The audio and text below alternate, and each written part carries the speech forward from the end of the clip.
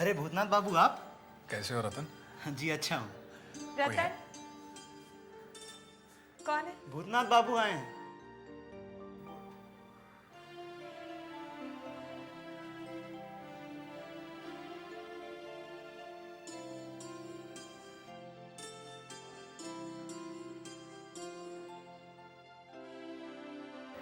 कैसी हो जबा?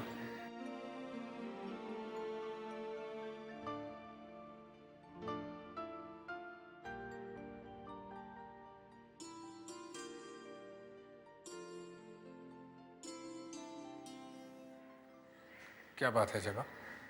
मुझे आपसे ये उम्मीद नहीं थी। मैं समझा नहीं। आइए मेरे साथ।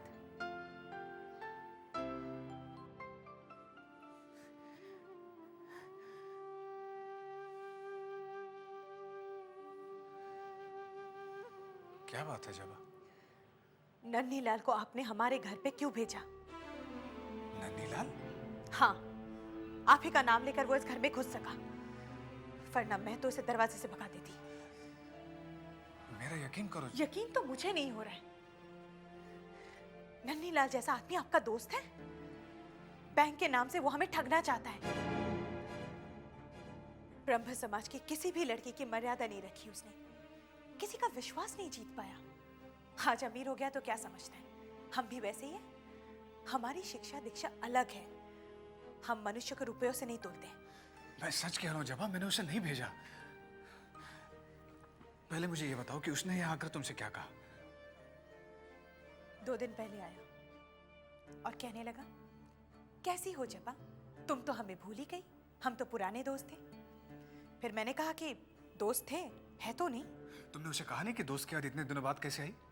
नहीं, मैंने सिर्फ उसके आने का उद्देश्य पूछा तो कहने लगा, नाराज क्यों हो रही हो, भूतनाथ से तुम्हारे बारे में पता चला और ये भी पता चला कि तुम्हारे पास बहुत पैसे हैं। जवाब मैंने उसे कहा जरूर, लेकिन मेरा मतलब ये नहीं था। मैं जानती हूँ, मैं जानती हूँ तुम्हारा वो मतलब नहीं था। मैंने तो साफ साफ कह दिया, वो पैसे मेरे नहीं है, पिताजी के हैं। और पिताजी का जो फैसला होगा वो मैं तुम्हें साफ साफ सुना रही हूँ। पिताजी तुम्हारे बैंक में पैसे कभी नहीं रखेंगे। ये तुमने अच्छा किया जबा, वरना वो तो। मैं उसकी फितरत अच्छी तरह से जानती हूँ। कहने लगा, एक बार फिर सोच लो। मैंने तो कह दिया, मेरा फैसला अटल है, तुम जा सकते हो। नन्हीलाल के साथ बैंक को लेकर बात हुई थी जरूर, लेकिन मैंने उसे कहा था कि पहले मैं बात करूंगा, पता नहीं सुवेने बाबू राजी होंगे या नहीं। लेकिन वो खुद यहाँ चला आया। मैं समझती हूँ तुमने ऐसा कुछ सोचकर नहीं कहा होगा, लेकिन जरा सोचो, अगर पिताजी ये सब सुनते तो तुम्हारे बारे में क्या सोचते? जवाब, मैं बहुत शर्मिंदा हूं और तुम्हारा एहसानमंद भी हूं कि तुमने सुवेने बाबू से बात छुपा कर रखी, वरना मैं जिंदगी भर के लिए उनसे नजरें नहीं मिला पाता।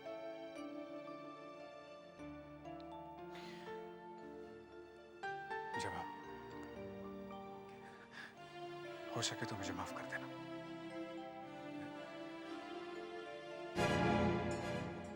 जबा, भूतनाथ बाबू कैसे हैं आप? जी ठीक हूं। जबा, मुझे तुमसे कुछ जरूरी बातें करनी थी, जरा बाहर आओ। जी रहने दीजिए, मैं चलता हूं, आप लोग यहीं बातें कीजिए। नमस्ते। नमस्ते। नमस्ते।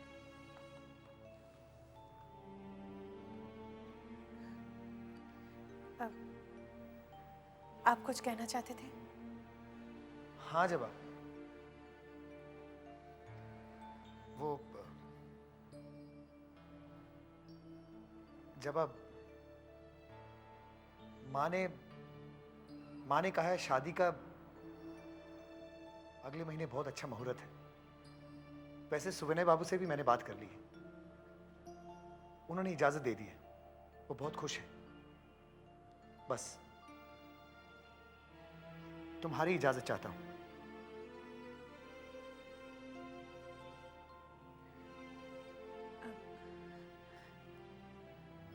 पिताजी ने जब इजाजत दे दी तब मैं क्या कह सकती हूँ। पिताजी की खुशी में ही मेरी खुशी है। गुजरेगा नया लाट का काफिला और यहाँ से आते हुए जो काली मंदिर देख रहे हो, इस काली मंदिर से काफिला दाहिनी ओर मुड़ेगा। दाहिनी ओर मुड़ के इस रास्ते से होते हुए यहाँ से आके फिर यहाँ दाहिनी ओर मुड़ेगा और फिर बाएं जाके काफिला यहाँ आएगा। ये जो नया डाक बंगला है ना, नया लाट यहीं आकर ठहरेगा। अब काफिला चूंकि यहाँ से गुजरेगा इस काली मंदिर के पास से, तो शिव प्रसाद तुम ये जो मीनार है ना, इस मीनार के दरवाजे के पास यहाँ चले जाओ और काफिला नजर आते ही तुम इशारा करोगे कोयल की आवाज़ में, और वो इशारा होगा निवारण के लिए। निवारण तुम यहाँ छिपे रहो इन झाड़ियों के पास। इशारा पाते ही तुम चौकन्ने हो जाओ, ठीक है ना? जी भैया। क्यों कदम, ठीक है ना? काफिले को यहाँ से यहाँ आने में कम से कम 5 मिनट लगेंगे। निवारण, काफिला यहाँ आते ही तुम बॉम्ब सीधे लाट की मोटर गाड़ी पर फेंकोगे। जी भैया। और उसके बाद पीछे की ओर भागो इस रास्ते। यहाँ इस मोड़ पर एक घोड़ा गाड़ी तैयार खड़ी रहेगी जिसमें ब्रजेश और राकेश मौजूद रहेंगे। उसके बाद क्या करना है तुम्हें अच्छी तरह से। इस हमले में अगर नया लाट मारा जाता है तो यकीन मानो अंग्रेजों पर ही हमारी अब तक की सबसे बड़ी कामयाबी।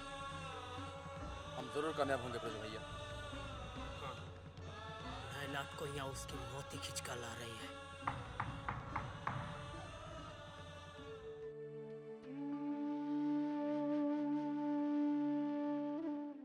क्या बात है? बेटी की याद सता रही है। देखिए ना, जिस बेटी को हम अपना समझकर पालते हैं, एक पल में पराई हो जाती है। इसमें हम कर भी क्या सकते हैं? यही तो दस्तूर है।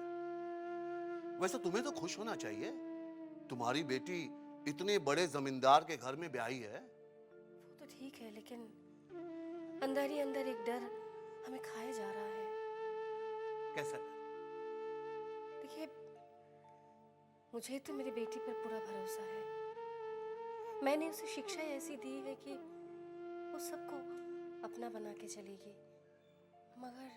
मगर क्या? रिश्ता बराबर वालों में ही निपटा है। इतना बड़ा घराना, मेरी बच्ची कहीं घबरा ना जाए। न जाने उस घर की बहुओं का क्या व्यवहार हो। देखो, मैंने बहुत सोच समझ कर ये रिश्ता तय किया है। आज तुम्हें बेटी की कमी खल रही है, आज तुम अपनी बेटी के लिए चिंतित हो, लेकिन कल अगर बेटी के साथ साथ बेटा भी हमारे पास आ जाए तो? मैं समझी नहीं। मैं दामाद जी की बात कर रहा हूं। देखो भाई, नन्हे बाबू अभी पढ़ाई लिखाई कर रहे हैं। उनकी पढ़ाई लिखाई खत्म होते ही मैं ऐसा चक्कर चलाऊंगा ताकि उनका मन व्यवसाय में लगा सकूं। और फिर वो दिन दूर नहीं जब बेटी और दामाद दोनों हमारे ही घर में आकर के रहेंगे। कारोबार करते करते आप रिश्तों को भी कारोबार समझने लगे। आप अपने लालच के लिए इतना बड़ा पाप करेंगे? एक माँ से उसका बेटा अलग कर देंगे?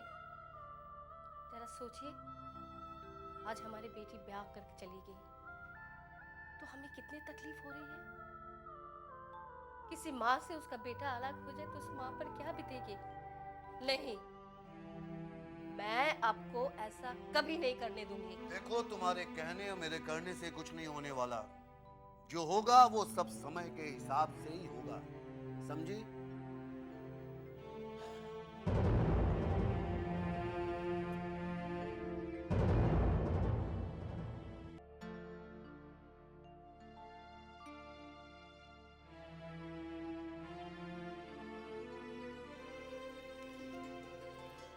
प्रणाम मजदे बाबू।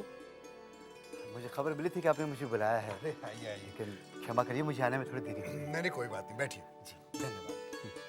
कहिए, कैसे याद किया आपने मुझे? काम तो बाद में होता रहेगा ब्रिज बाबू, पहले चाय लीजिए, नाश्ता लीजिए। अरे लोचन। जी नहीं, ठीक है। बताइए ना, कैसे याद किया आपने मुझे? काम ऐसा था कि ये जो हमारी नई बहू है ना चारुलता, इसको थोड़े तौर तरीके सिखाने हैं।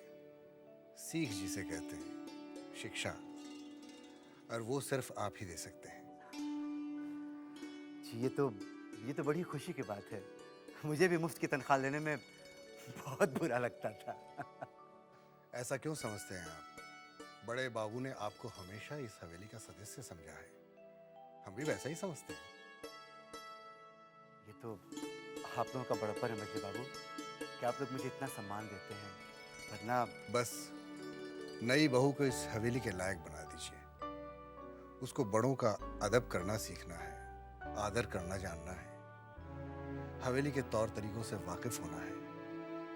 और ये सीख सिर्फ शिक्षा से मिलती है, और ये शिक्षा सिर्फ आप ही दे सकते हैं। बहुत अच्छी बात है। ये तो बड़ी खुशी की बात है। मैं आज शाम को ही आ जाऊंगा। तो मजली बाबू अब मुझे अनुमति दें। नहीं, चाय नाश्ता लेके जाइए। नहीं, फिर कभी। मैं जरा जल्दी में। प्रणाम।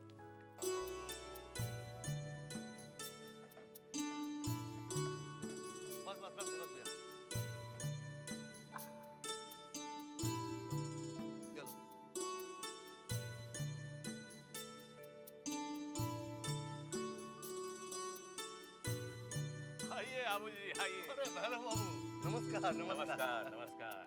मैं क्या देख रहा हूँ? न मोटर गाड़ी, न बग्घी, सीधे हाथ रिक्शे से। ट्राम से आया। हाँ, ट्राम से आया और स्टेशन से फिर रिक्शा कर लिया। रिक्शा कितने पैसे लगे?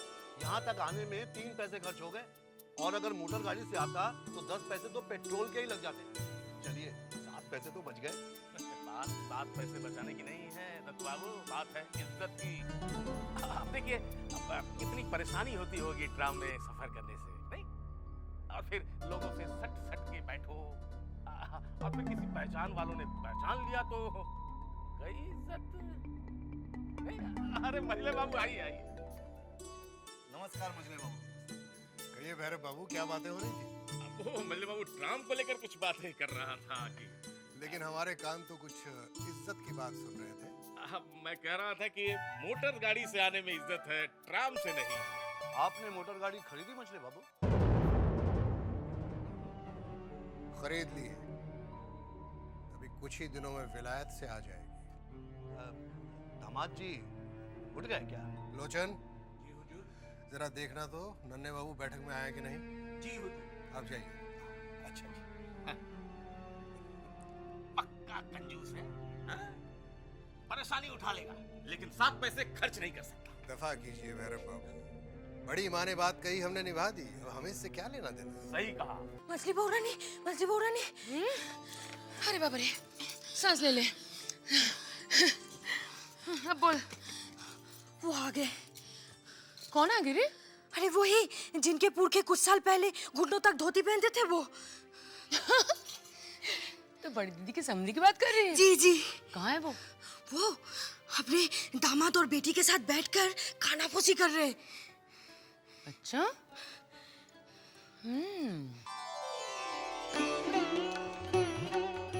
नहीं दुल्हन, आप और यहाँ कुछ चाहिए आपको?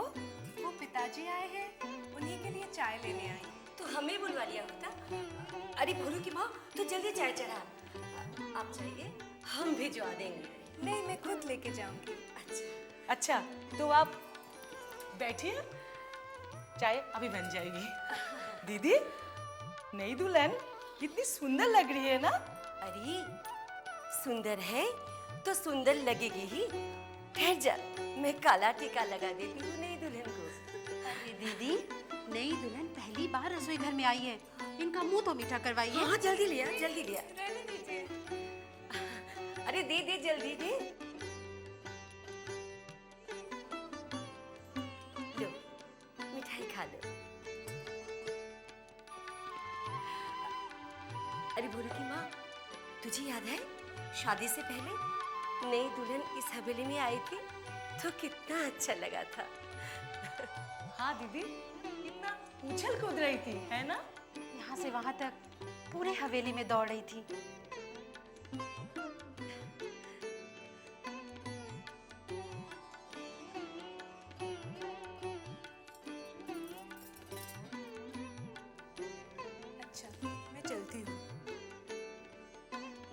बस बेटे, तुम अपनी पढ़ाई लिखाई पूरी कर लो। लाखों का कारोबार है मेरा, और सच कहूं तो अब उतनी मेहनत होती नहीं है मुझसे। सब कुछ तो तुम्हें ही संभालना है मेरे। लीजिए, आपका नाश्ता आ गया।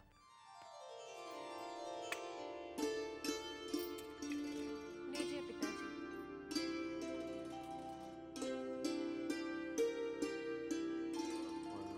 मैं कह रहा था कि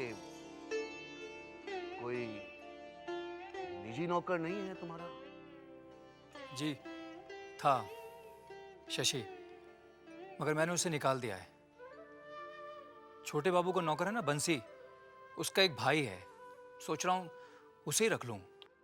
नहीं नहीं, उसे रखने की कोई जरूरत नहीं। मेरा एक वफादार नौकर है काशी, उसका छोटा भाई है, मैं उसे ही भेज दूंगा।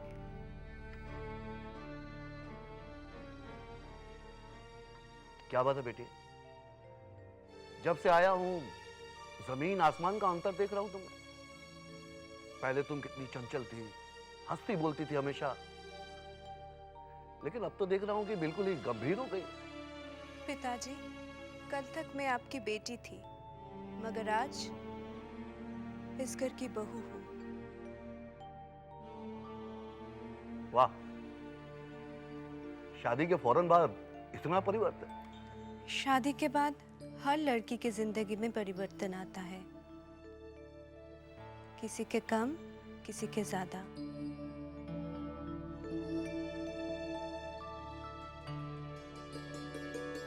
प्रणाम बड़ी माँ। हाँ हाँ ठीक है। ये कौन है तेरे साथ? बड़ी माँ, गिरी को तो नौकरी से निकाल दिया गया है। मझले बाबू ने कहा था एक नई दासी लाने को, सो मैं ले आया हूँ। इसका नाम लक्ष्मी है। प्रणाम बड़ी माँ। ठीक है, अब तू जा।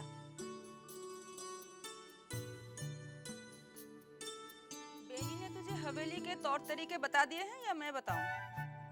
बता दिए। एक बात अच्छी तरह से सुन ले, मुझे गंदगी जरा भी पसंद नहीं, और दिन में 4-4 बार मेरा कमरा साफ करना पड़ेगा। अरे मुझसे दूर ही रहना। कोई मुझे छू जाए तो मुझे 64 बार हाथ धोना पड़ेगा। ध्यान रखोगी बड़ी माँ? हाँ, मेरी सेवा करने के साथ साथ मेरे बेटे नन्हे की भी सेवा करनी होगी। जी। और तेरी तनख्वाह उतनी होगी जितनी पहले वाली दासी को मिलती थी। उसे कितनी मिलती थी? महावर 5 रुपया। जी मुझे मंजूर है।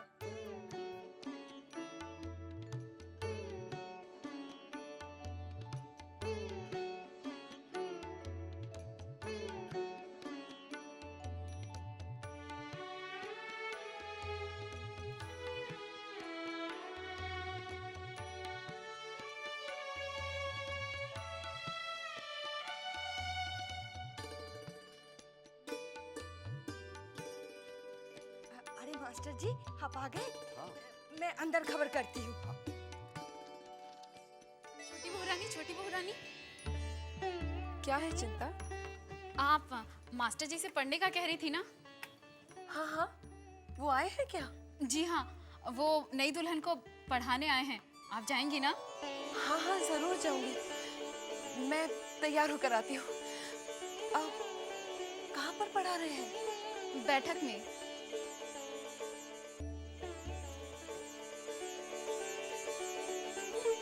प्रणाम गुरुजी। जीते रहो बेटी। आओ बैठो।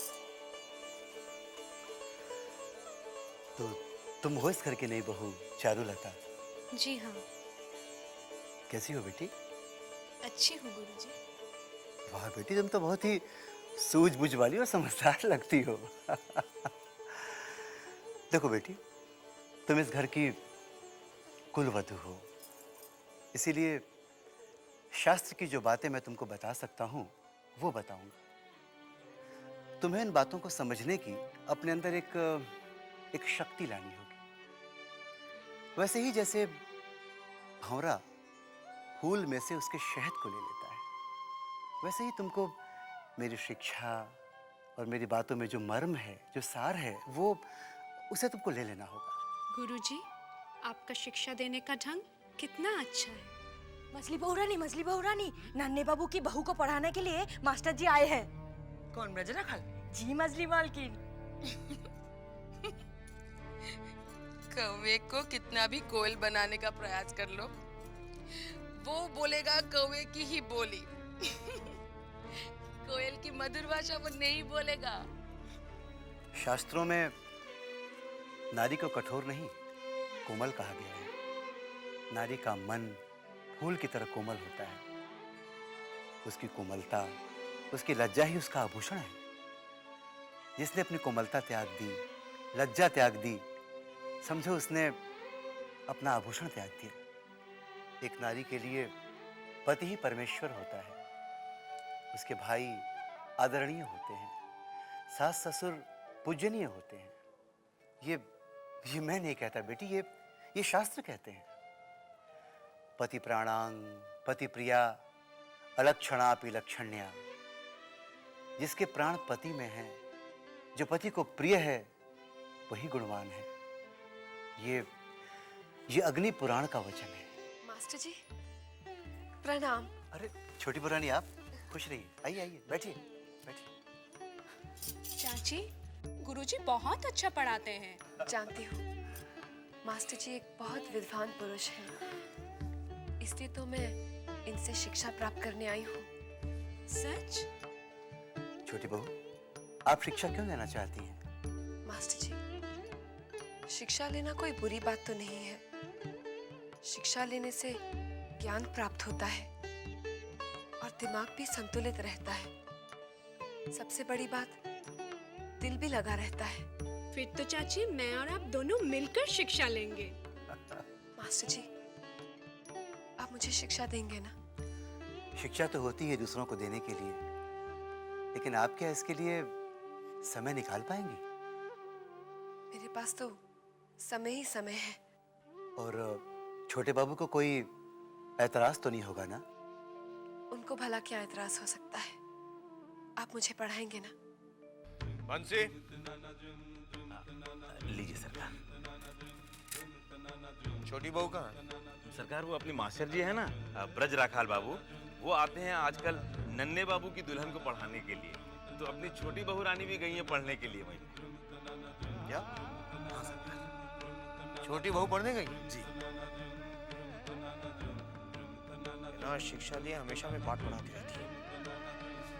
शिक्षा के बाद पता नहीं कौन सा पाठ पढ़ाएगी। बंसी, जाओ फौरन जाकर छोटी बहू को बुला कर लाओ।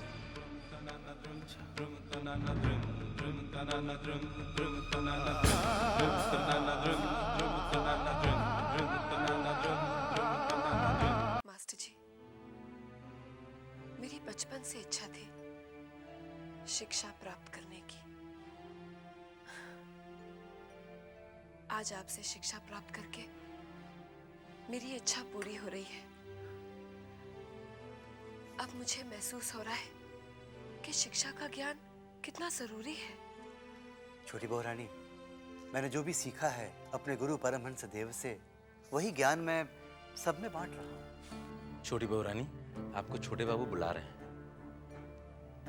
छोटे बाबू मुझे बुला रहे हैं? मास्टर जी, आप चारुलता को पढ़ाइए, मैं भी आई।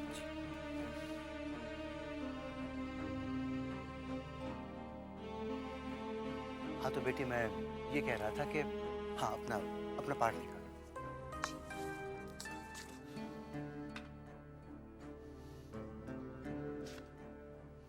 आपने मुझे बुलाया? शिक्षा की बात हमसे क्यों छुपाई? आपको दुख पहुंचा है? जो बात हमें दूसरों से पता चले वो दुख ही पहुंचाती है।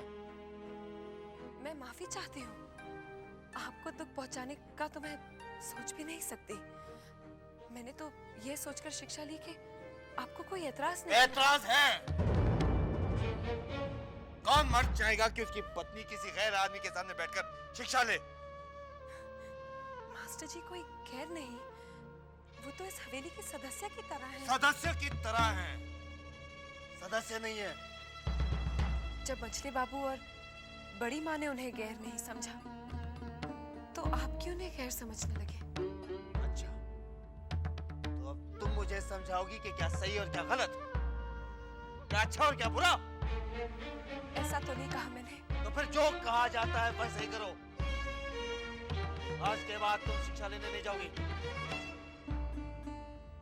हमेशा से आपके हुक्म का पालन करती आ रही हूँ मैं।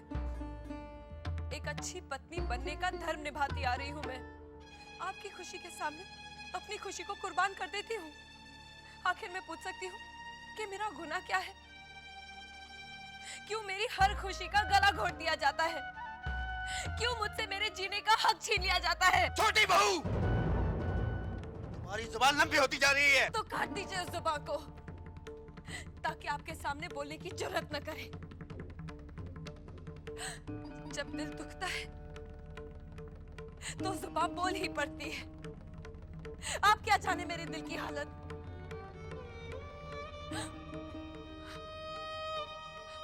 अगर आपने मुझे एक दिल बहलाने के लिए खिलौना दे दिया होता तो मैं आपसे शिकायत कभी नहीं करती। मैं उसी से अपना दिल बहलाती, अपना दुख, दर्द, खुशियां सब उसी से बांटती। अब मैं किससे अपना दिल बहलाऊं? ये सब तुम्हारी शिक्षा का नतीजा है। खबरदार जो आज के बाद तुम शिक्षा लेने गई।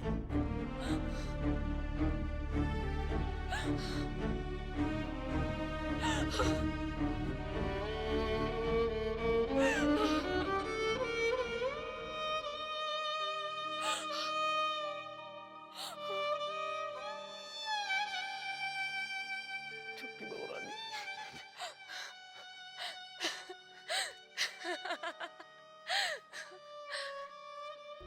सुना बंसी, तेरे छोटे बाबू क्या कहकर गए? मैं इस हवेली की बहू नहीं, कहती हूँ, कहती हूँ, कहती।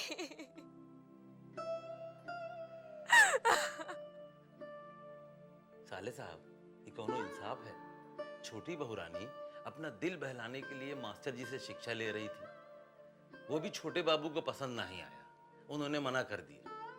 अब बेचारी छोटी बहू रानी काहे से अपना दिल बहलाए? हमको एक बात समझ में नहीं आता साले साहब, ये जो अपने भगवान जी हैं, ये अच्छे लोगों के साथ ही बुरा काहे करते हैं? बंसी, अब मुझे ही कुछ करना पड़ेगा। अरे आप क्या कर सकते हो साले साहब?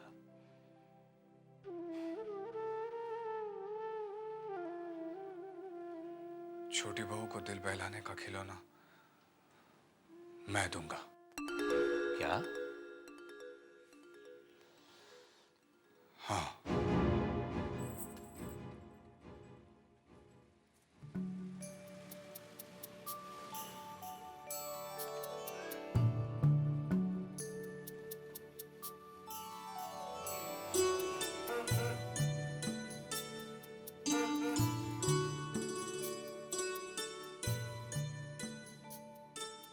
साले साहब, चलिए कुछ दिखाता हूँ आपको। क्या? अरे चलिए ना, दिखाता हूँ। क्या बंसी? अरे आपने भोपू की आवाज नहीं सुनी? हाँ, अभी अभी सुनाई दी। अरे मजले बाबू की हवा गाड़ी आई है। क्या? हाँ, मजले बाबू ने हवा गाड़ी खरीदी? हाँ, चलिए ना दिखाता हूँ कैसे चमचमा रही है। चलो चलिए चलिए। दूर से देखो, दूर से देखो, गाड़ी के पास कोई नहीं आएगा। विद्युत सरकार, जाकर मजले बाबू को कह दीजिए कि मोटर गाड़ी आ गई है, आकर देख जाएं। जी, मैं अभी खबर करता हूँ। हटो हटो। कितनी सुंदर गाड़ी है। ये क्या विलायत से आई है? हाँ, अभी अभी विलायत से आ रही है। मैं नजदीक से। मजले बाबू आ जाएंगे, देख लेंगे। यही रही।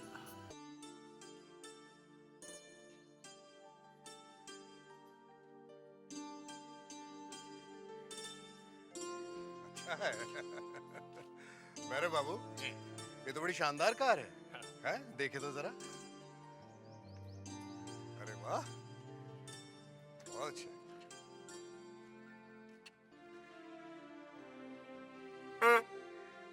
बढ़िया है।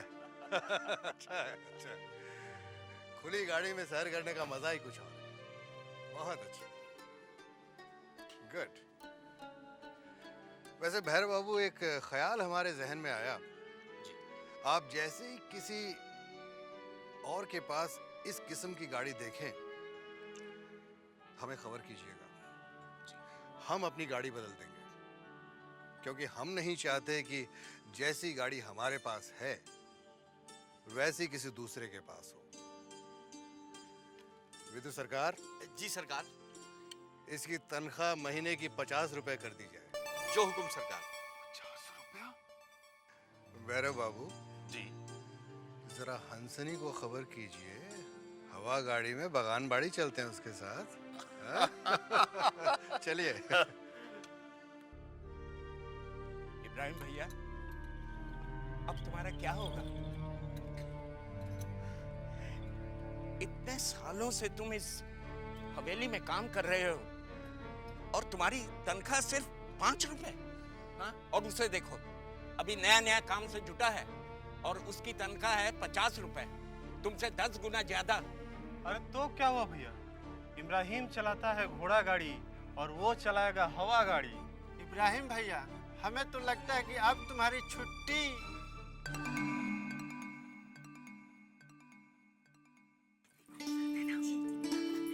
मजली मालकिन, अब तो आप घोड़ा गाड़ी में नहीं हवा गाड़ी में घूमेंगी।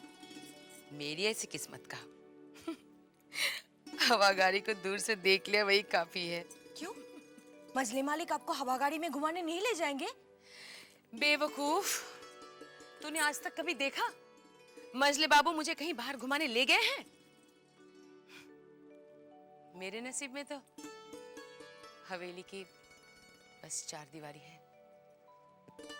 इसमें घूमो फिरो, खुश रहो। सिर्फ मर्द ही बाहर घूम फिर सकते हैं, मौज मस्ती कर सकते हैं। तो क्या इस हवा गाड़ी में सिर्फ मजले बाबू ही घूमेंगे? वो है ना उनकी रखेल हंसिनी, वो घूमेगी। कितनी अजीब बात है, मालकिन है आप और मजा लूटे कोई और। सबसे अजीब बात क्या है जानती है तू? क्या? इस हवेली की बहू बनना।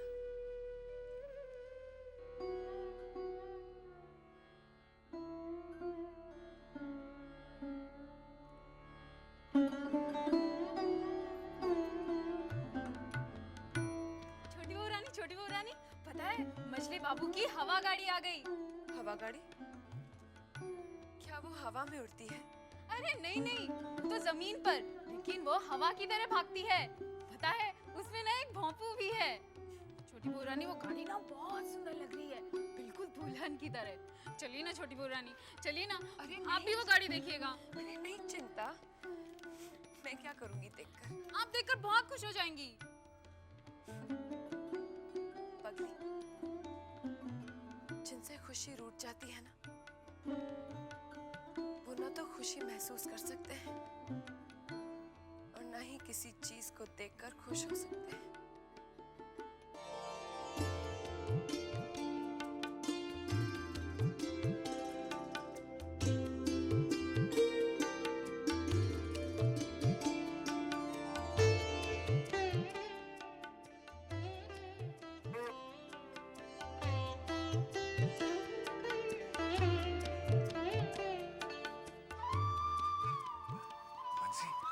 जी साले साहब। सब लोग मोटर गाड़ी में घूमने जा रहे हैं? सब लोग नहीं, मजले बाबू, सागर बाबू, रूप ठाकुर और भैरव बाबू, ये सब जा रहे हैं बगान बाड़ी।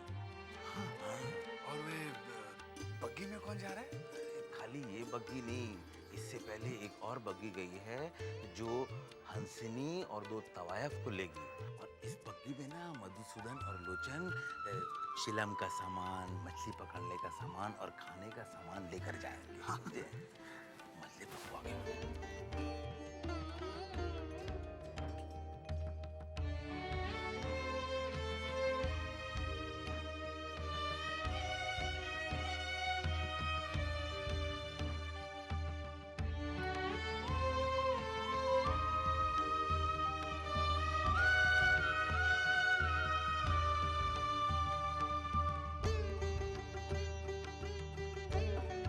होशियार, खबरदार, मजले बाबू की हवा गाड़ी निकल रही है, दूर हट जाओ।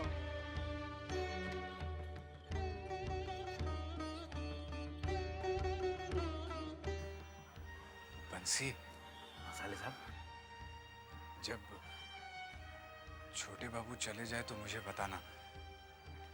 मैं छोटी बहू को एक उपहार देना चाहता हूँ। कैसा उपहार? उनके दिल को बहलाने का उपहार।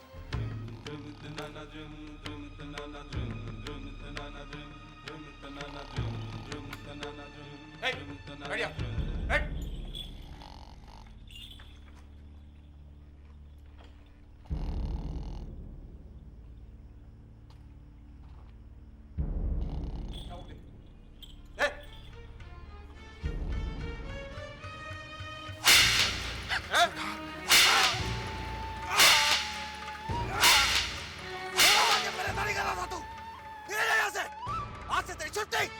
नहीं सरकार, ऐसा गजब मत करिए। रात का पहरेदार दरबारी सिंह बीमार पड़ गया था, तो रात में मुझे ही पहरा देना पड़ा, इसलिए इतना आग लग गई सरकार। आइंदा ऐसा क्या? धक्के मार के निकाल दूंगा। नहीं होगा सरकार। खोल दरवाजा। हाँ सरकार।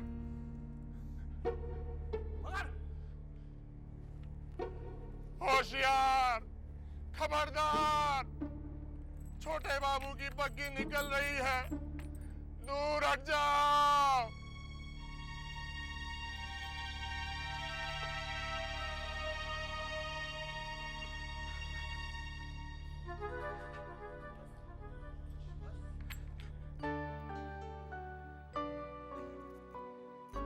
छोटी बहुरानी, क्या है बंसी? बहुरानी ये साले साहब आए। आओ भूतनाथ, आओ। नमस्ते। छोटी बहू, आपके लिए मैं कुछ लेकर आया हूँ। क्या है भूतनाथ? अरे भूतनाथ, ये किसे ले आया तू? हाँ? कितना प्यारा है बंसी। जा जल्दी से कटोरे में इसके लिए दूध लिया। जा, जल्दी। आपके दिल को बहलाने का खिलौना, आपके अकेलेपन का साथी। बोल तो नहीं सकता ये, मगर मालिक की हर भाषा समझ लेता है।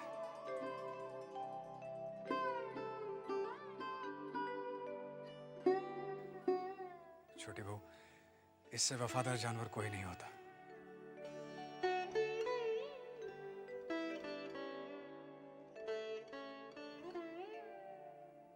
कितनी अजीब बात है, जो मेरे सब कुछ है उन्हें मेरा ख्याल नहीं है, और जो मेरा कुछ नहीं है उसे मेरा कितना ख्याल है।